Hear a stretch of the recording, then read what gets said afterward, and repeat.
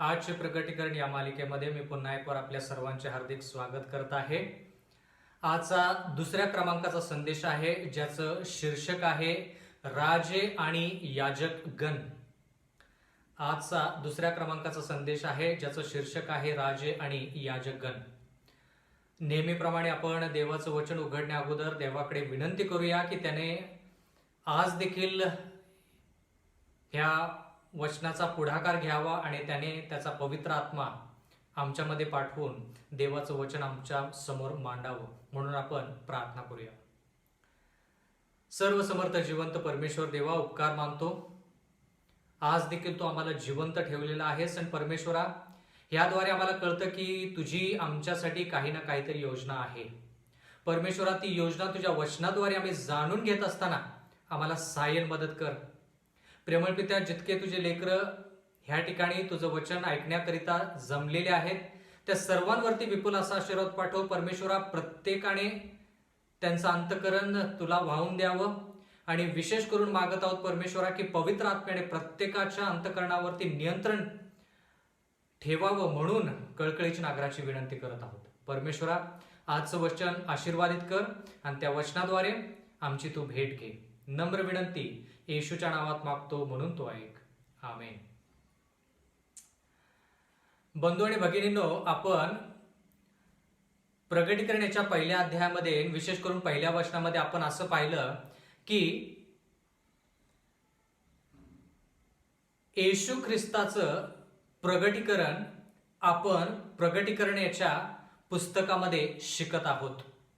येशू ख्रिस्त 22 अध्यायामध्ये प्रकटीकरणाचं जे पुस्तक आहे ज्याच्यामध्ये 22 अध्याय आहेत त्याच्यामध्ये स्वतःला कसं प्रकट करत आहे त्याच्याविषयी आपण शिकत आहोत। म्हणून आजचा जो संदेश आहे तो येशू ख्रिस्त राजे आणि याजक गण ह्याद्वारे आपल्याशी काय बोलत आहे ते आपण पाहूया। तत्पूर्वी आपण प्रकटीकरण 1:1 पासून सुरू करूया। ह्या ठिकाणी लिहिलेलं आहे प्रकटीकरणाचा पहिला अध्याय पहिलं वचन। येशू ख्रिस्ताचे प्रकटीकरण हे त्याला देवाकडून झाले, ज्या गोष्टी लवकर घडून आल्या पाहिजेत त्या आपल्या दासांना दर्शवण्याकरिता हे झाले, आणि त्याने आपल्या दूताला पाठवून त्याच्याकडून आपला दास योहान ह्याला कळवले। देवाचं वचन म्हणतं की येशू ख्रिस्ताचं प्रकटीकरण जे आहे, जी साक्ष आहे ती पित्याने येशू ख्रिस्ताद्वारे देवदूताला दिली आणि देवदूताने ती साक्ष जी येशू ख्रिस्ताची आहे ती योहान ह्या दासाला दिली। एवढंच नाही तर प्रकटीकरण 1:2 मध्ये लिहिलेलं आहे, त्याने देवाच्या वचनाविषयी व येशू ख्रिस्ताविषयी म्हणजे त्याने जे जे पाहिले त्याच्याविषयी साक्ष दिली। म्हणजे थोडक्यात येशू ख्रिस्ताचं प्रकटीकरण जसं योहानाला झालं तसं योहानाने ते प्रकटीकरण 22 अध्यायामध्ये नमूद केलेलं आहे। म्हणजे ह्या ठिकाणी जरी आपण शेवटच्या काळाविषयी शिकत असलो, जरी आपण भविष्यवाणी विषयी शिकत असलो, तर येशू ख्रिस्ताविषयीची साक्ष जो पिता आपल्याला देत आहे ती साक्ष आपण जाणून घेतली पाहिजे। आयुष्यामध्ये बंधू आणि भगिनींनो, साक्ष ही फार महत्वाची आहे। एक गोष्ट आहे की आपण दुसऱ्याच्या आयुष्यामध्ये देवानं काय कार्य केलेलं आहे ते आपण लोकांपर्यंत पोहोचवतो, पण देवाने स्वतःच्या आयुष्यामध्ये काय केलेलं आहे ती जी साक्ष असते ती साक्ष फार अनमोल आणि फार किमतीची अशी असते। म्हणून येशू ख्रिस्ताची साक्ष आज आपण आणि इथून पुढे शिकणार आहोत। तुमच्याविषयी खूप लोकांनी साक्ष ऐकली असेल। इयोबाची साक्ष देव जो पिता त्याने दिलेली आहे। आता येशू ख्रिस्ताची साक्ष प्रकटीकरणाचा पहिला अध्याय आणि 3रं वचन। ह्या संदेशाचे शब्द वाचून दाखवणारा, ते ऐकणारे व त्यात लिहिलेल्या गोष्टी पाळणारे हे धन्य। धन्य म्हणजे आशीर्वादित। देवाचं वचन म्हणतं जर तुम्हाला आणि मला, जर आपल्या कुटुंबाला आशीर्वाद मिळायचा आहे तर 3 गोष्टी केल्या पाहिजेत। देवाचे संदेश जो आहे, ह्या संदेश म्हणजे देवाचा जो संदेश आहे, जो व्यक्ती वाचून दाखवतो म्हणजे त्याचं शिक्षण देतो। दुसरी गोष्ट ते वचन जे लोक ऐकतात, आणि तिसरी गोष्ट म्हणजे त्या वचनामध्ये ज्या गोष्टी लिहिलेल्या आहेत त्या गोष्टी पाळणारे, हे 3 गोष्टी करणारे लोक आशीर्वादित। बंधू आणि भगिनींनो, फक्त वचन वाचून किंवा शिकवून चालत नाही, किंवा फक्त वचन ऐकून चालत नाही. त्यानुसार आपण जर वाटचाल केली तर देवाचं वचन म्हणतं ते धन्य आहेत. म्हणजे प्रगटीकरणाचं पुस्तक शिकत असताना जर आपण ते लोकांपर्यंत पोहोचवत असेल, लोक ते ऐकत असतील आणि आपण सर्वजण त्या अनुसार जर चाललो तर आपल्याला सार्वकालिक जीवन मिळाल्याशिवाय राहणार नाही. त्याच्या उलट काय, जर आपण ह्या 3 गोष्टी केल्या नाहीत, म्हणजे हे वचन लोकांना सांगितलं नाही, लोकांनी जर ते वचन आपल्याला सांगितलं ना आपण ते ऐकलं नाही आणि त्यानुसार जर चाललो नाही, देवाच्या वचनानुसार जर चाललो नाही, तर आपल्याला सार्वकालिक जीवन नाही. बंधू आणि भगिनींनो,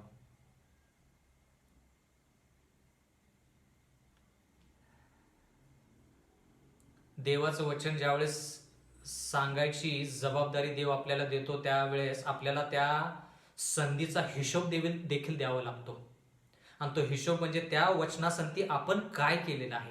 देवानं जे अद्भुत कार्य किंवा अद्भुत शब्द वचन जे आपल्यापर्यंत पोहोचवलेलं आहे त्याच्या बाबतीत आपण काय केलेलं आहे, ह्या प्रत्येक गोष्टीचा हिशोब प्रत्येकाला द्यायचा असतो. प्रगटीकरणाचा 1 अध्याय 4 वचन, आशियातील 7 मंडळांना योहानाकडून, म्हणजे ह्या ठिकाणी एक पत्र, म्हणजे थोडक्यात प्रति आणि प्रेषक. पत्र लिहित असताना हे 2 शब्द फार महत्वाचे असतात. प्रति म्हणजे ज्याला आपण पत्र लिहितो, प्रेषक म्हणजे जो पत्र लिहितो तो. ह्या ठिकाणी लिहिलेलं आहे आशियातील 7 मंडळांना योहानाकडून. आता आशिया म्हणजे त्या काळामध्ये जो आशिया भाग होता किंवा आशिया ही जागा होती, ती जागा आजच्या तारखेप्रमाणे किंवा आजच्या माहिती अनुसार आपण भारत किंवा भारताचे शेजारचे देश हे जे आहेत त्याला आपण आशिया म्हणू शकतो. पण त्या काळामध्ये आशिया, ज्यावेळेस योहानाने ह्या पत्राविषयी नमूद केलेलं आहे, प्रगटीकरणाचं पुस्तक जे आहे, त्यावेळेस आशिया म्हणजे तुर्कीचा देश. त्या देशाचं नाव त्यावेळेस तुर्की असं आपण म्हणू शकतो. ह्या ठिकाणी लिहिलेलं आहे त्या काळातील आशियामध्ये, आशियातील 7 मंडळांना योहानाकडून, जो आहे, जो होता व जो येणार, त्यापासून, त्याच्या राजसनासमोर जे 7 आत्मे आहेत त्यांच्यापासून. म्हणजे थोडक्यात योहानाला हे प्रगटीकरण जे आहे ते 7 मंडळांना पाठवायचं आहे, त्याच्या काळातील 7 मंडळांना. योहान जो पहिल्या शतकामध्ये, पहिल्या शतक, इसवी सनचं 1 शतक जे आहे त्या काळामध्ये त्यानं हे प्रगटीकरणाचं पुस्तक ज्यावेळेस लिहिलं, त्यावेळेस देवाचं वचन म्हणतं की त्याला ही साक्ष येशू ख्रिस्ताची 7 मंडळांना द्यायची होती. आणि देवाचं वचन म्हणतं ही साक्ष कोणाकडून, जो आहे, जो होता, जो येणार त्याच्यापासून. आता हे वचन वाचल्यानंतर आपल्याला असं वाटतं की जो आहे, जो होता, जो येणार आहे त्याच्यापासून, म्हणजे आपल्याला वाटतं की येशू ख्रिस्ताविषयी लिहिलेलं आहे. पण जरा थांबा, आपण हे वचन थोडं पुढे वाचूया, मग आपल्याला कळेल जो होता, जो आहे, जो येणार आहे म्हणजे कोण. एवढंच नाही तर असं लिहिलेलं आहे त्याच्या राजसनासमोर जे 7 आत्मे आहेत त्यांच्यापासून.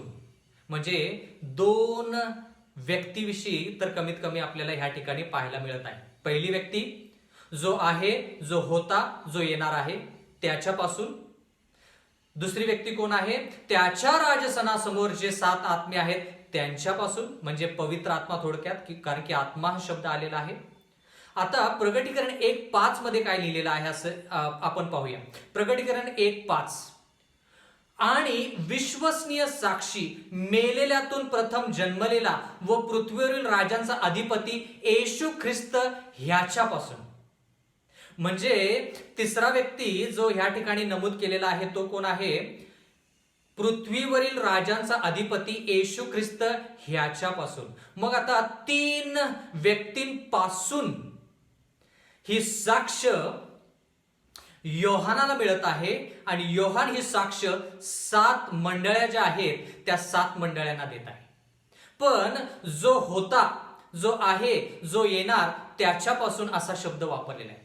मग ज्या अर्थी प्रगटीकरण 1:5 मध्ये विश्वसनीय साक्षी, मेलेल्यामधून प्रथम जन्मलेला व पृथ्वीवरील राजांचा अधिपती येशू ख्रिस्त ह्याच्यापासून असं लिहिलेलं आहे, ज्या अर्थी हे असं लिहिलेलं आहे त्या अर्थी प्रगटीकरण 1:4 मध्ये जो आहे, जो होता, जो येणार आहे तो देव, जो पिता आहे.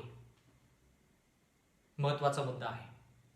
कारण की फक्त हे शब्द ज्यावेळेस वाचतो, जो आहे, होता आणि येणार आहे, आपल्याला वाटतं येणार आहे म्हणजे तो येशू ख्रिस्ताविषयी त्या ठिकाणी लिहिलेला आहे. पण तसं नसून देव जो पिता ह्याला जो आहे, जो होता, जो येणार आहे ह्या शब्दांनी संबोधित केलेला आहे. तर आता प्रगटीकरण 1:5 मध्ये काही विशिष्ट शब्द आहेत जे येशू ख्रिस्तासाठी वापरलेले आहेत. तर आता ते शब्द आपण पाहूया की त्या शब्दांचा अर्थ काय. प्रगटीकरण 1:5 आणि विश्वसनीय साक्षी, पहिली उपमा. दुसरी उपमा येशू ख्रिस्तासाठी मेलेल्यांमधून प्रथम जन्मलेला. तिसरी उपमा पृथ्वीवरील राजांचा अधिपती येशू ख्रिस्त यांच्यापासून, म्हणजे 3. आणि हे तर पुढे लिहिलंय, तुम्हाला कृपा व शांती असो, जो आपल्यावर प्रीती करतो, ज्याने आपल्या रक्ताने तुम्हाला पातकातून मुक्त केले. म्हणजे रक्ताद्वारे पातकातून आपल्याला मुक्त केलेले. म्हणजे हे 4 जे त्याला उपमा मिळालेले आहेत त्याच्यावरून आपण येशू ख्रिस्त काय आहे हे पाहणार आहोत. म्हणजे येशू ख्रिस्ताला थोडक्यात ह्या ठिकाणी 4 नावाने संबोधित केलेलं आहे. त्या 4 नावांचा अर्थ काय आहे हे आपण आज जाणून घेणार आहोत. बंधू आणि भगिनींनो, पण ह्या ठिकाणी असं लिहिलेलं आहे की देव जो पिता, देव जो पुत्र आणि देव जो पवित्र आत्मा ह्यांच्यापासून कृपा व शांती असो, असं देवाचं वचन म्हणतं. म्हणजे थोडक्यात कृपा आणि शांती लोकांसाठी किती गरजेचे आहे. कारण की देवाचं वचन म्हणतं की आपल्याला जर सार्वकालिक जीवन प्राप्त करायचं असेल तर कृपा, म्हणजे देवाच्या कृपेनेच आपलं सार्वकालिक जीवन आपण साकारू शकतो. देवाची जर कृपा आपल्या संगती नसेल तर आपण सार्वकालिक जीवन साकार करू शकत नाही. म्हणून कृपा व शांती कोणापासून आहे? जो आहे, जो होता, जो येणार, पिता याच्यापासून. त्याच्या राजसनासमोर जे 7 आत्मे आहेत त्यांच्यापासून कृपा व शांती असो. आणखी कोणापासून कृपा व शांती? पृथ्वीवरील राजांचा अधिपती येशू ख्रिस्त याच्यापासून तुम्हाला कृपा व शांती असो. एवढंच नाही तर कृपा व शांती आणखी कुठं वापरलेलं आहे ते पाहूया. प्रगटीकरणाचा 22वा अध्याय आणि 21वा वचन. प्रगटीकरण 22:21. प्रभू येशूची कृपा सर्व जणांबरोबर असो, आमेन. म्हणजे प्रगटीकरणाचं शेवटचं जे पुस्तक आहे त्या ठिकाणी देखील कृपा व शांती किंवा त्या पुस्तकामध्ये, त्या अध्यायामध्ये देखील कृपा असा शब्द आपण पाहत आहोत. म्हणजे पहिल्या अध्यायापासून 22व्या अध्यायामध्ये जर आपण पाहिलं तर त्या पूर्ण पुस्तकामध्ये येशू ख्रिस्ताला हे सांगायचं आहे की देवाच्या कृपेनुसार, देवाच्या शांती अनुसारच आपण ह्या सर्व गोष्टी लोकांना शिकवू शकतो. लोक ते ऐकू शकतात आणि त्या गोष्टी पाळू शकतात आणि मगच त्यांना सार्वकालिक जीवन. बंधू आणि भगिनींनो, महत्वाचं वचन आहे. थोडा सखोल अभ्यास आहे, थोडा अवघड वाटेल समजण्यासाठी, पण जर आपण कष्ट घेतले तर पवित्र आत्मा आपल्या कष्टाला नक्कीच आशीर्वाद देईल. आता प्रगटीकरण 1:5 मध्ये वेगवेगळे जे शब्द येशू ख्रिस्ताला वापरलेले आहेत ते शब्द आपण पाहूया की त्या शब्दांचा अर्थ काय. प्रगटीकरण 1:5 आणि विश्वसनीय साक्षी. आता येशू ख्रिस्ताला कोणत्या शब्दाने संबोधित केलेला आहे? विश्वसनीय साक्षी. आता विश्वसनीय साक्षी म्हणजे काय? विश्वास म्हणजे आपल्याला माहित आहे, विश्वसनीय म्हणजे ज्याच्यावरती आपण विश्वास ठेवू शकतो तो विश्वसनीय. विश्वास या शब्दामध्ये फार ताकद आहे. म्हणून काही लोक काही आई वडील आपल्या लेकराचं नाव विश्वास असं ठेवतात, कारण की त्या शब्दामध्ये ताकद आहे आणि ज्या ज्या वेळेस आपण त्या शब्दाचा उच्चार करतो त्यावेळेस आपल्याला खरंच त्या व्यक्तीवरती विश्वास ठेवूच वाटतं. आणि म्हणून येशू ख्रिस्ताचं नाव म्हणजे थोडक्यात येशू ख्रिस्ताला विश्वसनीय साक्षी असं लिहिलेलं. पण आता साक्षी म्हणजे काय? आपण मागील अध्यायामध्ये म्हणजे थोडक्यात मागील संदेशामध्ये आपण हे पाहिलं की साक्ष देणे म्हणजे थोडक्यात मृत्यू जरी आला तरी देखील देवाचे जे वचन आहे, देवाने आपल्या आयुष्यामध्ये काय कार्य केलेलं आहे याची लोकांना प्रचिती करून देणे म्हणजे साक्ष. मृत्यू जरी आला तरी चालेल पण देवाविषयी लोकांना सांगणे त्याला म्हणायचं साक्ष. आता येशू ख्रिस्त विश्वसनीय साक्षी आहे म्हणजे काय? येशू ख्रिस्त शेवटच्या काळातील लोक किंवा प्रगटीकरणामध्ये जे लोकांविषयी लिहिलेलं आहे त्या लोकांविषयी आपल्याला सांगत आहे. म्हणजे तो प्रामाणिकपणे लोकांची साक्ष देत आहे. म्हणजे थोडक्यात येशू ख्रिस्त जर आपण वेगवेगळ्या अध्यायामध्ये जर शिकलो तर शेवटच्या लोकांविषयी साक्ष आपल्याला सांगणार आहे की येशू ख्रिस्त म्हणणार आहे की हे लोक कसे आहेत. मग 7 मंडळ्यांविषयी जर आपण शिकणार आहोत तर त्या 7 मंडळ्या कशा आहेत ह्याची साक्ष येशू ख्रिस्त देत आहे. आणि ती साक्ष कशी आहे? विश्वसनीय आहे. विश्वसनीय आहे म्हणजे प्रामाणिकपणे येशू ख्रिस्त जसं त्याला ते लोक दिसत आहेत तसं लोकांविषयी तो सांगतो. बंधू आणि भगिनींनो, एखाद्या व्यक्तीविषयी जर साक्ष द्यायची कोर्ट कचेरीमध्ये तर आपण ज्या व्यक्तीविषयी सांगत आहोत त्या व्यक्तीविषयी आपल्याला माहित पाहिजे तरच आपण त्याच्याविषयी साक्ष देऊ शकतो. कितपत माहित पाहिजे? वैयक्तिकरित्या आपण त्या व्यक्तीला ओळखलं पाहिजे. नाहीतर आपण फक्त असं म्हणू शकतो की हा मी ह्या व्यक्तीला दुरून ओळखतो आणि एवढंच मला माहित आहे. पण ज्या गोष्टी तुम्ही त्या कोर्ट कचेरीमध्ये सांगाल त्या गोष्टी खऱ्या असल्या पाहिजेत, प्रामाणिकपणे तुम्ही सांगितल्या पाहिजेत. मग तुम्ही खरे साक्षी, मग तुम्ही विश्वसनीय साक्षी. जर त्या ठिकाणी आपण प्रामाणिकपणे एखाद्या व्यक्तीविषयी जर बोलत नाही तर आपण विश्वसनीय साक्षी नाही. पण येशू ख्रिस्ताच्या बाबतीत असं नाही. येशू ख्रिस्ता समोर जर आपण उभा राहिलो तर येशू ख्रिस्त प्रामाणिकपणे आपल्याला सांगेल की आपलं पाप काय आहे, आपलं चरित्र काय आहे, आपण कुठे पाहिजे आणि सध्या कुठे आहोत. प्रामाणिक म्हणून त्याला विश्वसनीय साक्षी असा शब्द वापरलेला आहे. बंधू आणि भगिनींनो, हे शब्द आणखी कुठे वापरलेला आहे ते आपण पाहूया. प्रगटीकरण याचा 3रा अध्याय, विश्वसनीय साक्षी. प्रगटीकरण याचा 3रा अध्याय आणि 14 वचन लिहिलेलं आहे. लाउदिकिया येथील मंडळीच्या दूताला लिही. आता आपण शिकलो की योहानाने हे जे पत्र आहे, प्रगटीकरणाचं जे पत्र आहे ते 7 मंडळांना पाठवायचंय. तर त्या ठिकाणी योहानाला काय सांगण्यात आलं? लाउदिकिया येथील मंडळीच्या दूताला लिही. आता लाउदिकिया मंडळी जी आहे 7वी मंडळी, ह्याच्याविषयी आपण जास्त शिकणार आहोत. काय लिहायला सांगितलंय? जो आमेन, प्रगटीकरण 3:14, जो आमेन, जो विश्वसनीय व खरा साक्षी, जो देवाच्या सृष्टीचे अधिकरण, तो असे म्हणतो.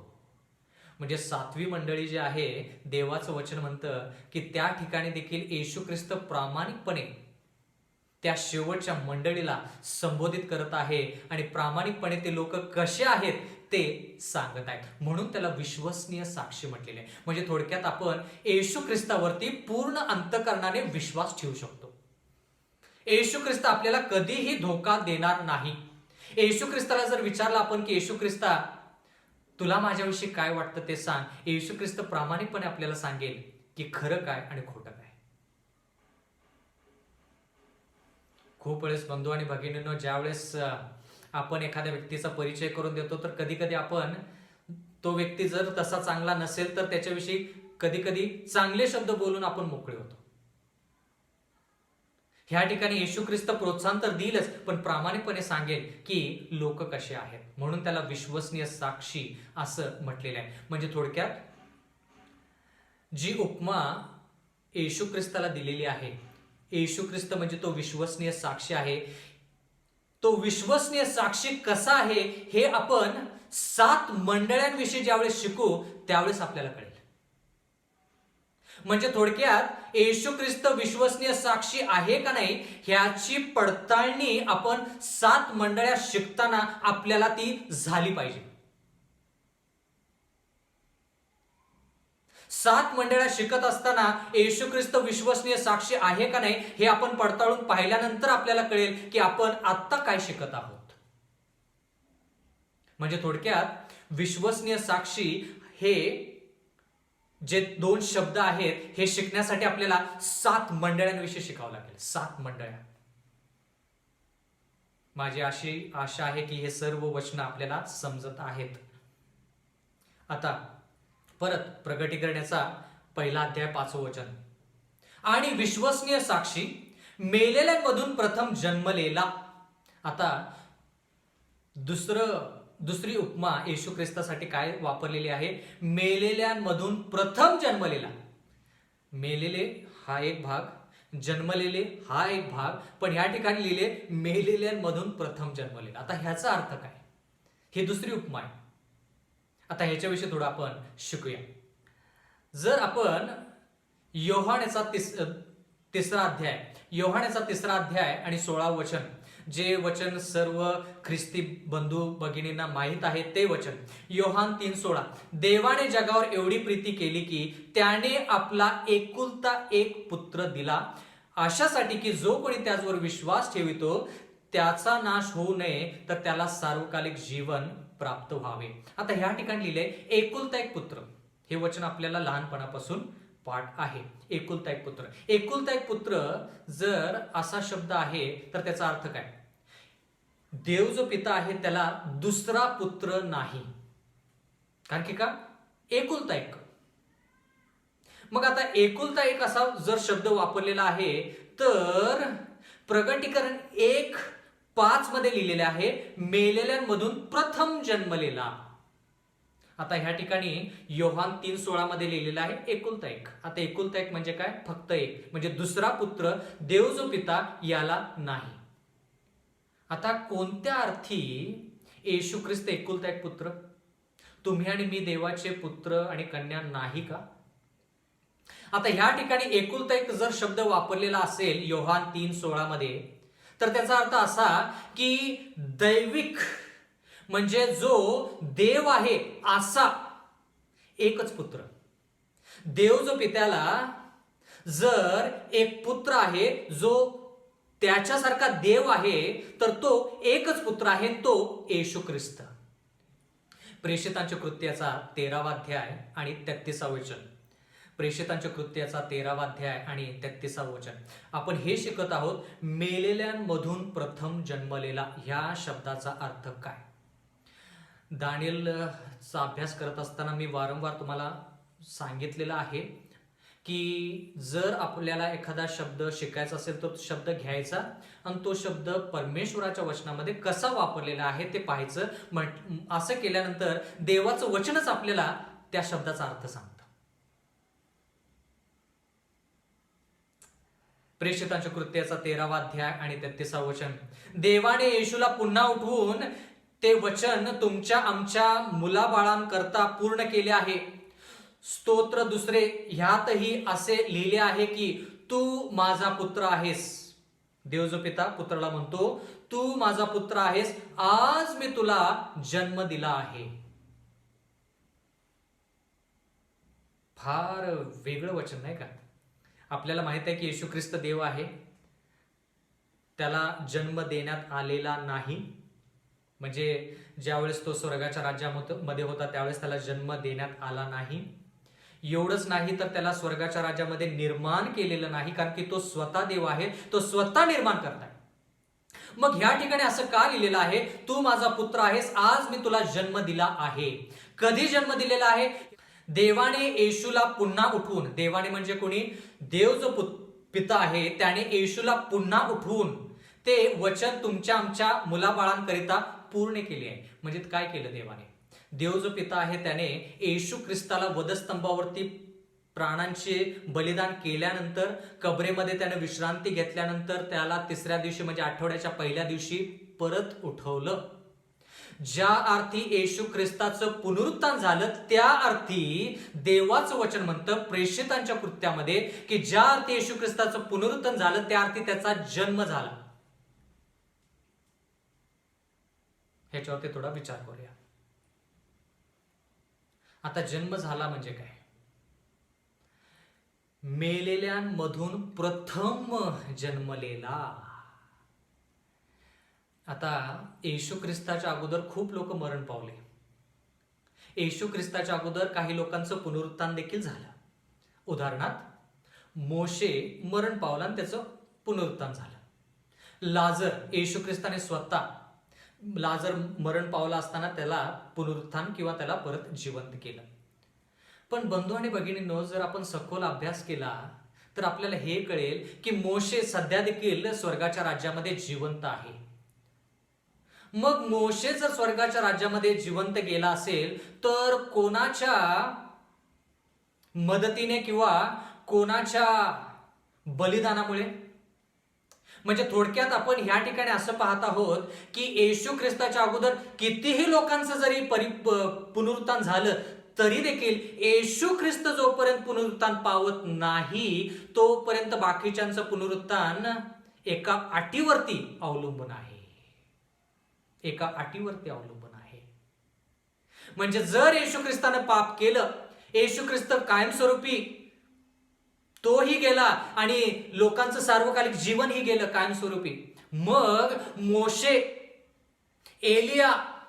एलियाचं पुनरुत्थान झालं नाही, तो स्वर्गामध्ये जिवंत घेतला गेला. हानोक, त्यालाही जिवंत स्वर्गामध्ये घेण्यात आलं. त्या तिघांनाही परत ह्या पृथ्वीवरती येऊन परत त्यांना मृत्यू पत्करावा लागला असता जर येशू ख्रिस्त पुनरुत्थान पावला नसता तर. महत्वाच्या गोष्टी आहेत. म्हणजे जरी लोक स्वर्गाच्या राज्यात गेले असले तरी ते एका अटीवर, की आठ काय, की येशू ख्रिस्त त्यांच्यासाठी प्राणांची आहुती देईल, तो मरण पावेल, तो कबरेमध्ये विश्रांती घेईल आणि त्याचं पुनरुत्थान होईल. कळालं का? महत्वाचं वचन आहे. म्हणून येशू ख्रिस्त मेलेल्यांमधून प्रथम जन्मलेला असा आहे. म्हणजे येशू ख्रिस्ताच्या मरणाद्वारे आपल्याला सार्वकालिक जीवन, आपल्याला सार्वकालिक जन्म मिळतो. येशू ख्रिस्ताच्या बलिदानाशिवाय आपल्याला नवीन जीवन म्हणजे आपला नवीन जन्म होत नाही. म्हणून येशू ख्रिस्त जरी काही लोक पुनरुत्थान पावले असले आणि स्वर्गाच्या राज्यामध्ये जरी गेले असले तरी त्याच्यानंतर जरी त्याचं पुनरुत्थान झालं तर त्याच्या पुनरुत्थानावरतीच बाकीच्या लोकांचं पुनरुत्थान अवलंबून आहे. म्हणून येशू ख्रिस्त मेलेल्यांमधून प्रथम जन्मलेला आहे. सखोल अभ्यास. कारण की प्रगटीकरणाच्या पहिल्या अध्यायामध्ये ज्या गोष्टी आपण शिकू त्याच गोष्टी बाकीच्या 21 अध्यायामध्ये आहेत. म्हणून आपण ह्या पहिल्या अध्यायावरती जास्त मनन करीत आहोत. पुढचे अध्याय थोडे सोपे जातील. विश्वसनीय साक्ष म्हणजे आपण पाहिलं. आता ह्या ठिकाणी देवाच्या वचनामध्ये आपण असंही पाहिलं की तो मेलेल्यांमधून प्रथम जन्मलेला आहे. म्हणजे थोडक्यात तो मृत्युमुखी, म्हणजे थोडक्यात क्रुसावरती बलिदान द्यायच्या अगोदर तो देव जो पिता त्याचा एकुलता एक पुत्र होता. तोपर्यंत, कधीपर्यंत? क्रूस, म्हणजे थोडक्यात क्रुसावरती प्राण देण्याच्या अगोदर तो देव जो पिता आहे त्याचा एकुलता एक पुत्र. कारण की का? येशू ख्रिस्तच फक्त दैविक आहे किंवा देव आहे, मनुष्य देव नाही. पण ज्यावेळेस तो मानवी रूपामध्ये क्रुसावरती प्राण देता झाला मग आणि त्याचं पुनरुत्थान झालं, त्या अर्थी मग आता देव जो पिता आहे त्याचे खूप लेकर आहेत. म्हणजे येशू ख्रिस्त क्रुसाच्या अगोदर एकुलता एक, कारण की देवाचं वचन म्हणतं, आणि क्रुसाच्या नंतर मेलेल्यांमधून प्रथम जन्मलेला. प्रथम म्हणजे काय? त्या ठिकाणी द्वितीय आहे, त्या ठिकाणी तृतीय आहे, त्या ठिकाणी बाकीचे आहेत. म्हणजे प्रथम जन्मलेला म्हणजे येशू ख्रिस्त पहिला आहे पुनरुत्थानामध्ये. जरी त्याचं पुनरुत्थान बाकीच्या लोकांचं जरी नंतर जरी झालं असलं तरी देखील. मग त्याच्यानंतर बाकीचे लोक जे येशू ख्रिस्तानंतर पुनरुत्थान पावतील, जे येशू ख्रिस्ताच्या अगोदर पुनरुत्थान पावलेत, त्या लोकांचा नंबर किंवा क्रमांक लागेल. कळालं का? म्हणून येशू ख्रिस्त मेलेल्यांमधून प्रथम जन्मलेला आहे, मग त्याच्यानंतर बाकीचे लोक. कारण की येशू ख्रिस्ताच्या पुनरुत्थानाशिवाय कोणालाही पुनरुत्थान मिळत नाही. म्हणजे मोशे, लाजर त्यांचं जर पुनरुत्थान झालं असेल तर ते अटीवरती की येशू ख्रिस्त पुनरुत्थान पावल. जर येशू ख्रिस्त पुनरुत्थान पावला नसता तर मोशेला परत ह्या जगामध्ये येऊन तुमच्यासारखं माझ्यासारखं मृत्यू पत्करावा लागला असता. महत्वाचं वचन. आता इब्रिकरास पत्र याचा 1 अध्याय 5 वचन आपण काय शिकत आहोत? मेलेल्यांमधून प्रथम जन्मलेला. कारण त्याने कोणत्या देवदूताला कधी असे म्हटले? इब्रिकरास पत्राचा 1 अध्याय 5 वचन. कारण त्याने कोणत्या देवदूताला कधी असे म्हटले, तू माझा पुत्र आहेस, आज मी तुला जन्म दिला आहे, आणि पुन्हा मी त्याला पिता असे होईन आणि तो मला पुत्र असे होईल. म्हणजे थोडक्यात बंधू आणि भगिनींनो, एकुलता एक म्हणजे तो देव आहे म्हणून त्याला एकुलता एक असं म्हटलेलं आहे. पण तो प्रथम आहे. कोणासाठी प्रथम आहे? जे लोक पुनरुत्थान पावणार आहेत त्यांच्यासाठी प्रथम आहे. मग एकुलता एक कसं काय? जर एकुलता एक आहे तर देव जो पित्याला एकच लेकरू पाहिजे, म्हणजे येशू ख्रिस्त. एकुलता एक कोणत्या नात्याने? येशू ख्रिस्त देव आहे ह्या नात्याने एकुलता एक. म्हणजे दुसरा येशू परमेश्वर पित्याला दुसरा मुलगा जो देव आहे, 100% देव आहे, असा कोणी पुत्र नाही. पण दुसऱ्या बाजूला आपण हे पाहतो की पुनरुत्थान पावल्यानंतर तो येशू ख्रिस्त, तोच एकुलता एक येशू ख्रिस्त आता प्रथम होतो. म्हणजे त्याच्यानंतर बाकीचे देखील लेकरं आहेत. कोणाला? देव जो पिता याला. पण ते लेकर कसे आहेत? मानव आहेत, ते देव नाहीत. देवासारखा स्वभाव असेल, चरित्र असेल, पण ते देव नाहीत, ते मानव आहेत. रोमकरास पत्राचा 8 अध्याय 29 वचन. रोमकरास पत्र 8 अध्याय 29 वचन. कारण ज्यांच्याविषयी त्याला पूर्वज्ञान होते त्यांनी आपल्या पुत्राच्या प्रतिमेप्रमाणे बनावे म्हणून त्याने त्याला आगाऊ नेमूनच ठेवले, ह्या हेतूने की तो पुष्कळ बंधुजनांमधला ज्येष्ठ असावा. येशू ख्रिस्त पुष्कळ बंधुजनांमधला ज्येष्ठ आहे. ज्येष्ठ आहे. प्रियजन हो, जरा कल्पना करा की आज स्वर्गाच्या राज्यामध्ये मोशे आहे, हानोक आहे, एलिया आहे. येशू ख्रिस्त ज्यावेळेस त्याला क्रुसावरती खिळण्यात आलं, टांगण्यात आलं, त्यावेळेस ह्या तिघांची काय परिस्थिती झाली असेल? त्यांना देखील नक्कीच वाटलं असणार की येशू ख्रिस्ता, तू विश्वासाने तुझं बलिदान कर. म्हणजे एक विचार त्यांच्या मनामध्ये नक्कीच आला असणार की जर येशू ख्रिस्ता तू बलिदान केलं नाहीस तर एवढ्या वर्ष आम्ही स्वर्गाच्या राज्यामध्ये होतो, आम्हाला परत यावं लागेल. आता ह्या ठिकाणी येशू ख्रिस्त पुष्कळ बंधुजनांमधला ज्येष्ठ असा आहे. मग येशू ख्रिस्ताचे बंधुजन कोण? आपण म्हणालो की तो प्रथम आहे. म्हणजे कधी तो प्रथम झाला? ज्यावेळेस त्याचं पुनरुत्थान झालं त्यावेळेसच तो प्रथम झाला. जन्मलेल्या मेलेल्यांमधून प्रथम जन्मलेला जो प्रथम आहे तो प्रथम कधी झाला? पुनरुत्थानाच्या वेळेसच झाला. त्याच्या अगोदर कसा होता? एकुलता एक. आता प्रथम म्हटल्यानंतर त्याच्यानंतर त्याला भाऊ आहेत, बहीण आहेत. येशू ख्रिस्ताचे बंधुजन कोण? म्हणजे त्याचा अर्थ काय? मार्क याचा 3 अध्याय आणि 35 वचन. जो कोणी देवाची इच्छेप्रमाणे वागतो तोच माझा भाऊ, तीच माझी बहीण आणि तीच माझी आई. आता जरा लक्ष द्या. येशू ख्रिस्त म्हणतो, मी जरी मेलेल्यांमधून प्रथम जन्मलेला असलो आणि माझ्या पाठीमागं भाऊ बहीण जरी असले तर ते भाऊ बहीण कसे असले पाहिजेत? देवाची इच्छा बाळगणारे पाहिजेत. जे लोक देवाच्या इच्छानुसार वागतात ते लोक येशू ख्रिस्ताचे भाऊ, बहीण, आई, वडील. येशू ख्रिस्ताची. आता देवाची इच्छा काय? लाखो रुपयांचा प्रश्न की देवाची इच्छा काय? बंधूंनी भगिनीनो, माझी कळकळीची नागराची विनंती आहे की हे वचनं जे आहेत, हे वचनं आपल्या अंतःकरणामध्ये घर करून बसले पाहिजेत. आपण जर आपलं नाव विसरलो तरी चालेल, पण ही वचनं विसरून चालणार नाही. म्हणजे एका पाठीमागे एक वचन आपण जोडून पाहत आहोत की येशू ख्रिस्त विश्वसनीय साक्षी, म्हणजे तो किती खोल विचार आहे.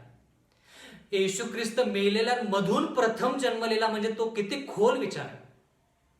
जेवढा खोल विचार करल तेवढं आपल्या आध्यात्मिक जीवनासाठी लाभदायक, तेवढं आपल्या लक्षात राहील. वरचेवर अभ्यास केला की त्या गोष्टी लक्षात राहत नाहीत. आता देवाची इच्छेप्रमाणे चालणारे येशू ख्रिस्ताची आई, बहीण, भाऊ. आता देवाची इच्छा म्हणजे काय? पहिले थेसलोनिकरास पत्र याचा 4 अध्याय 3 वचन. पहिले थेसलोनिकरास पत्र याचा 4 अध्याय 3 वचन. कारण देवाची इच्छा ही आहे. देवाची इच्छा काय आहे? कारण देवाची इच्छा ही आहे की तुमचे पवित्रीकरण व्हावे. तुमचे पवित्रीकरण व्हावे. जर देवाच्या वचनामध्ये एक वचन माझ्या अंतःकरणाशी फार जवळच असेल तर पहिले थेसलोनिकरास पत्र याचा 4 अध्याय 3 वचन. जर प्रत्येक ख्रिस्ती बांधवाला माहित पाहिजे की देवाची इच्छा काय, तर ह्या वचनाशिवाय देवाची इच्छा काय आहे हे स्पष्ट होऊ शकत नाही. ह्या वचनाचा आपल्याला आधार घेतलाच पाहिजे. कारण देवाची इच्छा ही आहे की तुमचे पवित्रीकरण व्हावे. म्हणजे जे लोक पवित्र ते लोक येशू ख्रिस्ताचा भाऊ, बहीण, आई, म्हणजे नातलग. म्हणजे येशू ख्रिस्त प्रथम आणि त्याच्या पाठीमागे द्वितीय, तृतीय जे कोणी असतील भाऊ बहीण, आपण कसे पाहिजे? पवित्र पाहिजे. कारण की देवाची इच्छा ही आहे असं पाऊल म्हणतो. कारण देवाची इच्छा ही आहे की तुमचे पवित्रीकरण व्हावे, म्हणजे तुम्ही जार कर्मापासून स्वतःला अलिप्त ठेवावे. जार कर्मापासून अलिप्त ठेवावे. पवित्रीकरण आणि जार कर्म एक संगती जाऊ शकत नाहीत. एक तर आपण जार कर्म करू म्हणजे पाप करू, एकनिष्ठता सोडू, किंवा पवित्र असू. दोन्ही गोष्टी होऊ शकत नाहीत. आता परत आपण प्रकटीकरणाचा 1 अध्याय 5 वचन पाहूया. प्रकटीकरण 1 अध्याय 5 वचन. आणि विश्वसनीय साक्षी, त्या शब्दाविषयी आपण शिकलो. मेलेल्यांमधून प्रथम जन्मलेला, ही दुसरी उपमा, त्याच्याविषयी आपण शिकलो. व पृथ्वीवरील राजांचा अधिपती. आता पृथ्वीवरील राजांचा अधिपती म्हणजे काय? ह्या सर्व उपमा आहेत त्या येशू ख्रिस्ताला दिलेल्या आहेत. पृथ्वीवरील राजांचा अधिपती म्हणजे काय? आता आपण पाहिलेलं आहे बंधू आणि भगिनींनो, दानिएलच्या 2 अध्यायामध्ये आपण पाहिलं की तो पुतळा जो आहे त्या पुतळ्याचे वेगवेगळे भाग आहेत आणि ते वेगवेगळे भाग वेगवेगळ्या राज्याला दर्शवतात. आणि मग आपण असंही पाहिलं दानिएलच्या 2 अध्यायामध्ये की हात न लागता एक पाषाण येतो आणि त्या पुतळ्याला पूर्णपणे उद्ध्वस्त करतो. आणि तो पाषाण म्हणजे येशू ख्रिस्त. आणि तो पाषाण मोठा होतो म्हणजे येशू ख्रिस्ताला ते राज्य मिळतं. म्हणजे सर्व राज्य, सर्व देश ज्या ह्या जगामध्ये आहेत ते सर्व देश नाहीसे होतात आणि येशू ख्रिस्ताचं राज्य कायमस्वरूपी स्थापन होतं. म्हणून आपण त्या दानिएल या 2 अध्यायानुसार आपण म्हणू शकतो की पृथ्वीवरील राजांचा अधिपती येशू ख्रिस्त आहे. म्हणजे येशू ख्रिस्त त्यांना संधी देतो, तुम्ही राजे व्हा, पण तुमचं राज्य कायम स्वरूपी नाही. दानिएल 2 मध्ये बाबिलोन, मेदी पारशी, ग्रीस, रोम, रोमचे 2 भाग, विधर्मी रोम, आध्यात्मिक रोम. आध्यात्मिक रोम नंतर येशू ख्रिस्त. पण ते राज्य कायमस्वरूपी. म्हणून येशू ख्रिस्ताला पृथ्वीवरील राजांचा अधिपती असं म्हटलेलं आहे. प्रकटीकरणाचा 1 अध्याय 5 वचन ह्या ठिकाणी लिहिलेलं आहे. आणि विश्वसनीय साक्ष, मुद्दा नंबर 1. मुद्दा नंबर 2, मेलेल्यांमधून प्रथम जन्मलेला, ही गोष्ट आपण पाहिली. 3रा मुद्दा, पृथ्वीवरील राजांचा अधिपती येशू ख्रिस्त याच्यापासून, हा 3रा मुद्दा. आणि 4था मुद्दा, ज्याने आपल्या रक्ताने तुम्हाला आम्हाला पातकातून मुक्त केले, म्हणजे तारण करता. आता मुद्दा नंबर 4, तारण करता. म्हणजे तारण करता म्हणजे थोडक्यात काय? तारण करता म्हणजे ह्या ठिकाणी लिहिले रक्ताने तुम्हाला आणि मला त्यानं तारण प्राप्त करून दिलेलं आहे. म्हणजे काय, रक्त ज्यावेळेस आपण हा शब्द वापरतो किंवा ऐकतो त्यावेळेस आपल्याला कोणत्या गोष्टीची आठवण येते? रक्त. देवाच्या वचनामध्ये जुन्या करारामध्ये कोकरू वधलं जायचं आणि त्या कोकराचं रक्त जे आहे ते रक्त याजक घ्यायचा आणि पवित्र स्थानामध्ये घेऊन जायचा. त्या ठिकाणी आपल्याला रक्त ह्या शब्दाविषयी जास्त माहिती मिळते. आणखी कुठे? प्रगटीकरणाचा 5वा अध्याय 6वं वचन. प्रगटीकरणाचा 5वा अध्याय 6वं वचन ह्या ठिकाणी लिहिलेलं आहे, तेव्हा राजसन व 4 प्राणी ह्यांच्यामध्ये व वडील मंडळी ह्यामध्ये ज्याचा जणू काय वध करण्यात आला होता असा कोकरा उभा राहिलेला मी पाहिला. आता मग मला तुम्ही सांगा की स्वर्गाच्या राज्यामध्ये कोकरू उभा राहिलं का येशू ख्रिस्त उभा राहिला? येशू ख्रिस्त. ह्या ठिकाणी लिहिले कोकरा उभा राहिलेला पाहिला. म्हणून म्हटलं की दानिएल आणि प्रगटीकरणाचा अभ्यास जर करायचा तर जोमाने करायचा. आपल्याला फार चालना मिळेल आपल्या बुद्धीला जर आपण असा विचार केला तर. त्या ठिकाणी कोकरा नाहीये, त्या ठिकाणी येशू ख्रिस्त आहे. पण त्या ठिकाणी देवाचं वचन म्हणतं योहानाने कोकरा पाहिला उभा राहिलेला. पण तो कोकरा कोणाला दर्शवतो? येशू ख्रिस्ताला. म्हणजे येशू ख्रिस्ताने रक्ताद्वारे आपल्याला पापापासून मुक्त केले, म्हणून येशू म्हणजे पापापासून तारणारा. आणखी कुठं लिहिलेलं आहे? रक्त किंवा वधलेला. प्रगटीकरणाचा 13वा अध्याय 8वं वचन, ज्या कोणाची नावे जगाच्या स्थापनेपासून वधलेल्या कोकऱ्या जवळील जीवनाच्या पुस्तकात लिहिलेली नाहीत असे पृथ्वीवर राहणारे सर्वजण त्या श्वापदाला नमन करतील. आता या ठिकाणी लिहिले वधलेल्या कोकऱ्याजवळ जे जीवनी पुस्तक आहे त्याच्यामध्ये आपलं नाव पाहिजे. म्हणजे येशू ख्रिस्त थोडक्यात म्हणत आहे की जोपर्यंत वधला जात नाही तोपर्यंत आपल्याला पापापासून मुक्तता नाही. म्हणजे जुन्या करारामध्ये लाखो, हजारो, करोडो कोकरं जरी वधली तरी काय फायदा नाही. ते कोकरू फक्त येशू ख्रिस्ताला दर्शवू शकतं. त्या कोकराचं रक्त जरी शब्दशः अक्षरशः सांडलं गेलं तरी ते रक्त आपल्याला सार्वकालिक जीवन देऊ शकत नाही देऊ शकत. म्हणून म्हटलं की येशू ख्रिस्त जोपर्यंत मरण पावत नाही तोपर्यंत तो मेलेल्यांमधून प्रथम जन्मलेला होऊ शकत नाही. येशू ख्रिस्त या जगावरती ज्यावेळेस जिवंत होता त्यावेळेस तो मेलेल्यांमधून प्रथम जन्मलेला नव्हता. कारण की तो त्याचे प्राण अगोदर त्याचे प्राण जायचे होते. त्याचे प्राण गेल्यानंतर त्याला पुनरुत्थान मिळाल्यानंतरच तो मेलेल्यांमधून प्रथम जन्मलेला असा झाला. मग त्याच्यानंतर बाकीचे जन्म घेऊ शकतात, म्हणजे सार्वकालिक जीवनामध्ये वाटचाल करू शकतात. प्रगटीकरण याचा 1ला अध्याय 6वं वचन, आणि आपल्याला राज्य आणि आपला देव हा व पिता याच्यासाठी याजक असे केले. म्हणजे देवाचं वचन म्हणतं की येशू ख्रिस्त जो विश्वसनीय साक्ष आहे, मेलेल्यांमधून प्रथम जन्मलेला आहे, जो राजांचा अधिपती आहे, जो आपल्या रक्ताने आम्हा सर्वच पापापासून मुक्त करतो, त्याने काय केले? आणि आपल्याला राज्य आणि आपल्या देव व पिता यासाठी याजक असे केले. राज्य आणि याजक दोन्ही गोष्टी येशू ख्रिस्तामध्ये आपल्याला दोन्ही गोष्टी मिळतील, राज्य आणि याजक. म्हणून बंधू आणि भगिनींनो, येशू ख्रिस्त या भूतलावरती ज्यावेळेस आला त्यावेळेस यहुदी लोक त्याला काय म्हणाले? तू राज्य स्थापन कर.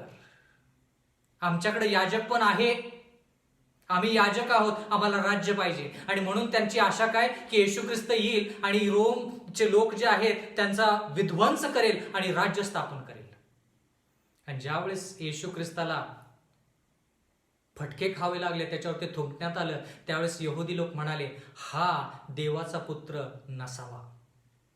निर्गमनाचा 19वा अध्याय आणि 5वं वचन पाहूया. म्हणून आता तुम्ही खरोखर माझी वाणी ऐकाल आणि माझा करार पाळाल तर सर्व लोकांपेक्षा माझा खास निधी व्हाल, कारण सर्व पृथ्वी माझी आहे. येशू ख्रिस्त मोशेच्या द्वारे इस्रायल लोकांना म्हणत आहे, जर तुम्ही माझ्या इच्छेप्रमाणे चालला तर तुम्ही माझे खास लोक व्हाल. एवढंच नाही, निर्गम 19:6 मध्ये लिहिलेलं आहे, पण तुम्ही मला याजक राज्य. याजक राज्य. याजक काय आहे? पवित्र गोष्ट आहे. राज्य काय आहे? राजकीय गोष्ट आहे. तर देव जो पिता आहे तो मोशेच्या द्वारे इस्रायल लोकांना सांगत आहे की मी तुम्हाला राजकीय पण बनवणार आहे आणि आध्यात्मिक म्हणजे पवित्र देखील बनवणार आहे. म्हणून आजच्या संदेशाचं शीर्षक आहे राजे आणि याजकगण. राजे म्हणजे राजकीय, याजक म्हणजे पवित्र किंवा आध्यात्मिक. राजे म्हणजे राज्य आणि याजक म्हणजे पवित्र. म्हणजे राजकीय आणि पवित्र ह्या दोन गोष्टी एकत्रित कधी येतात? फक्त देवाच्या राज्यामध्ये एकत्रित येतात. म्हणजे देव ज्यावेळेस एखाद्या लोकांना चालवण्याचा प्रयत्न करतो त्यावेळेस ते लोक जे आहेत ते एक राष्ट्र पण आहे आणि ते लोक याजक पण आहेत. आता जरा लक्ष द्या. देवाने ज्यावेळेस इस्रायल लोकांना मिस्र देशातून बाहेर आणलं त्यावेळेस देव जो पिता किंवा देव जो पुत्र येशू ख्रिस्त त्या लोकांसाठी सगळं काय होता. कधीपर्यंत? जोपर्यंत इस्रायल लोकांनी राजा मागितला नाही. ते म्हणाले बाकीच्या राज्यांमध्ये आम्ही पाहिलं आणि त्या राज्यांमध्ये राजा आहे, आम्हालाही राजा द्या. देव त्यांना म्हणाला तुम्हाला राजाची गरज नाही, मी तुमचा राजा आहे. म्हणजे तुम्ही एक देश आहात, देश. पण ते म्हणाले नाही, आम्हाला राजा पाहिजे. आणि म्हणून आपल्याला ही घटना माहित आहे, देवाने सौल राजा त्या लोकांना दिला. म्हणजे थोडक्यात त्या लोकांनी देवाचा राजाचा जो अधिकार आहे तो काढून सौलाला दिला. थोडक्यात राहिली कोणती बाब? पवित्र. राजे आणि याजक दोन गोष्टी आहेत. याजक राज्य, याजक म्हणजे पवित्र. आता पवित्र गोष्ट, ती गोष्ट सातत्याने चालू राहिली, सातत्याने ती चालू राहिली. मग इस्रायल लोक वचनदत्त देशामध्ये गेले. वचनदत्त देशामध्ये गेल्यानंतर येशू ख्रिस्ताचं पहिलं आगमन झालं. येशू ख्रिस्ताला त्यांनी क्रूसावरती खिळलं. येशू ख्रिस्त म्हणाला मी याजक आहे. त्या येशू ख्रिस्ताला त्यांनी वधस्तंभावरती खिळलं. म्हणजे ते याजक पण जे आहे इस्रायल लोकांचं, यहुदी लोकांचं, तेही निघून गेलं. राज्य पण निघून गेलं, याजक पण ही निघून गेलं. मग येशू ख्रिस्त किंवा देवाने जी सुवार्ता, जे निवडलेले लोक आहेत त्यांच्याकडून सुवार्ता घेतली आणि विधर्म्यांना दिली आणि सांगितलं की जो कोणी माझ्या वचनावरती विश्वास ठेवेल, मग तो कोणताही विधर्मी व्यक्ती असेल, त्यानं जर देवाच्या वचनाचा स्वीकार केला आणि मला स्वीकारलं तर त्याला मी सार्वकालिक जीवन देईन. पण जरा लक्ष द्या, पण तो फक्त याजक म्हणून तो व्यक्ती पुढे जाईल, राजकीय म्हणून त्याला ताकद मिळणार नाही. म्हणजे नवीन करारामध्ये येशू ख्रिस्ताच्या स्वर्गरोहणानंतर आपण पाहत आहोत ख्रिस्ती लोक जे आहेत त्यांना याजक पण आहे, त्यांना राज्य नाही. तुम्ही आणि मी याजक आहोत पण आपण राजे नाही किंवा आपण राज्य नाही, एक आपण देश नाही. बोललेलं कळालं का? महत्वाचा मुद्दा आहे. आता आपण देश म्हणून कधी ओळखले जाऊ? ज्यावेळेस येशू ख्रिस्ताचं राज्य येईल त्या राज्यामध्ये आपण राष्ट्र म्हणजे राज्य म्हणून ओळखले जाऊ, तोपर्यंत नाही. म्हणजे थोडक्यात आपल्याला जर एखादा नियम आणायचा असेल ह्या भूतलावरती तर आपल्याला देशाचे जे अधिकारी आहेत त्यांची मदत घ्यावी लागते. कारण की का? आपण देश नाही, आपण फक्त याजकगण आहोत, आपण ख्रिस्ती आहोत. आपल्यामध्ये फक्त याजकपणा आहे, आपल्यामध्ये राजेपणा नाही. राजेपणा आपण हेरावून बसलेलो आहोत. कधी? साऊल राजाच्या वेळेसच. देव राजा होता आपला, म्हणजे आपला राष्ट्राचा राजा होता इस्रायल लोकांचा. देव याजक होता, आपला याजक होता. पण दोन्ही गोष्टी आपल्याकडून काढून घेण्यात आल्या, म्हणजे थोडक्यात आपण त्या काढून टाकल्या आणि म्हणून आपण आता सध्या फक्त याजक आहोत. आणि आपण राष्ट्र म्हणून कधी ओळखले जाऊ? ज्यावेळेस येशू ख्रिस्त त्याच्या वैभवाने राज्य स्थापन करेल, त्यावेळेस आपण त्या राज्यामध्ये गेल्यानंतर आपण राजकीय आणि आध्यात्मिक दोन्ही गोष्टी होऊ. पहिले पेत्र याचा 2 अध्याय आणि 9 वचन. पण तुम्ही तर निवडलेले वंश, राजकीय याजकगण. राजकीय याजकगण म्हणजे राज्य आणि याजकगण फक्त देवाच्या छत्रछायेखालीच एकत्र येऊ शकतात, नाहीतर येऊ शकत नाहीत. आज आपल्या देशाचा विचार करा, ते राजकीय आहे, आध्यात्मिक आहे का? नाही. पण आध्यात्मिक आणि राजकीय जर एकत्रित यायचं तर देवाच्या नावाखालीच एकत्र येऊ शकतात. या ठिकाणी लिहिले, पण तुम्ही तर निवडलेले वंश, राजकीय याजकगण, पवित्र राष्ट्र. पवित्र म्हणजे आध्यात्मिक, राष्ट्र म्हणजे राजकीय. पवित्र राष्ट्र. आपण पवित्र होऊ, पण राष्ट्र म्हणून कधी ओळखले जाणार? येशू ख्रिस्त आल्याशिवाय नाही. येशू ख्रिस्त त्याच्या वैभवाने ज्यावेळेस त्याचं राज्य घेऊन येईल, त्यावेळेस आपल्याला ते राज्य मिळेल, तोपर्यंत नाही.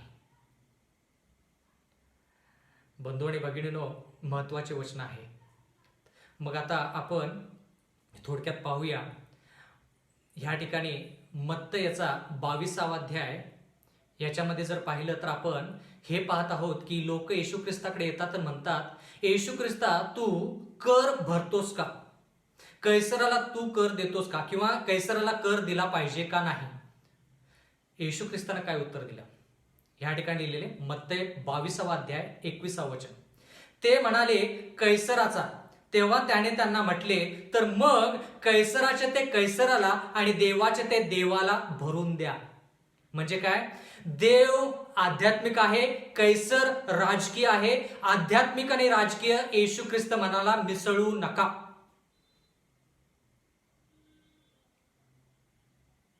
म्हणून कैसराचं ते कैसराला द्या आणि देवाचं आहे ते देवाला द्या. पण ज्यावेळेस देवाने इस्रायल लोकांना मिस्र देशातून बाहेर आणलं, त्यावेळेस आध्यात्मिक आणि राजकीय दोन्हीचा एकच देव होता, एकच. बंधू आणि भगिनींनो, येशू ख्रिस्त त्याचं राज्य घेऊन तुमच्यासाठी माझ्यासाठी येत आहे. पण आपण याजक आहोत का, हे महत्वाचं. आपण देवाचे, येशू ख्रिस्ताचे बंधुजन आहोत का? म्हणजे थोडक्यात आपण पवित्र आहोत का, हा सध्याचा प्रश्न आहे. जर आपण पवित्र झालो, जर आपण याजक झालो, तर राज्य नक्कीच आपल्याला मिळेल. मग याजक आणि राजे आपण दोन्ही मिळून स्वर्गाच्या राज्यामध्ये पदार्पण करू. प्रकटीकरणाचा 1 अध्याय 6 वचन. आणि आपल्याला राज्य आणि आपला देव व पिता ह्यासाठी याजक केले, त्याला गौरव व पराक्रम हे युगानयुग आहेत. आमेन. देवाचं वचन म्हणतं की आपल्याला राज्य जे आहे ते येशू ख्रिस्ताच्या दुसऱ्या आगमनावेळेस मिळणार आहे. पण परमेश्वराच्या वचनामध्ये असं लिहिलेलं आहे की आपण सध्या पवित्र आयुष्य जगलं पाहिजे. जर आपण येशू ख्रिस्ताची साक्ष अशा प्रकारे शिकलो, लोकांना शिकवलं, त्या गोष्टी पाळल्या, तर आपल्याला सार्वकालिक जीवन मिळाल्याशिवाय कदापि राहणार नाही. देव आपणास आशीर्वाद देऊ. आपण प्रार्थना करूया. स्वर्गातील जिवंत परमेश्वर देवा, उपकार मानतो आजच्या संधीबद्दल. विनंती करत आहोत परमेश्वरा की तू आम्हाला पवित्र आयुष्य जगण्यासाठी प्रोत्साहन दे, इच्छाशक्ती पुरव, संधी पुरव. जे लोक परमेश्वरा तुझं वचन त्यांनी आत्मसात केलेलं आहे, त्या सर्वांवरती विपुल असा आशीर्वाद पाठव. आम्ही याजक बनावं, जेणेकरून तू ज्यावेळेस येशील त्यावेळेस आम्ही राजे बनू आणि तुझ्या संगती सदा सर्व काळासाठी तुझ्या त्या राज्यामध्ये जाण्यास तयार असो. असंच होऊ दे. नम्र विनंती येशूच्या नावात मागतो, म्हणून तो आहे.